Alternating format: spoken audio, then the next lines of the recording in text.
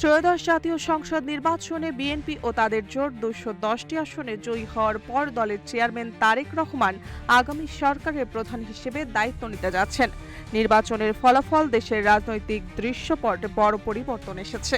এই জয়ের জন্য ভারতের প্রধানমন্ত্রী নরেন্দ্র মোদী তারেক রহমানকে অভিনন্দন জানিয়েছেন। সামাজিক যোগাযোগ মাধ্যমে মোদী লিখেছেন, বাংলাদেশের জনগণ আপনার নেতৃত্বে বিজয় নিশ্চিত করেছে, যা তার নেতৃত্বে আস্থা প্রকাশ করে।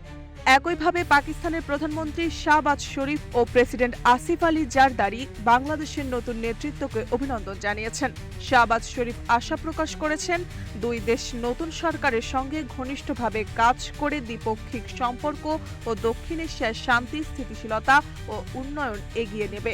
দক্ষিণ এশিয়ার দুই গুরুত্বপূর্ণ নেতা একযোগে তারেক রহমান ও বিএনপিকে অভিনন্দন জানিয়ে ভবিষ্যতের সহযোগিতার প্রত্যাশা জানিয়েছেন।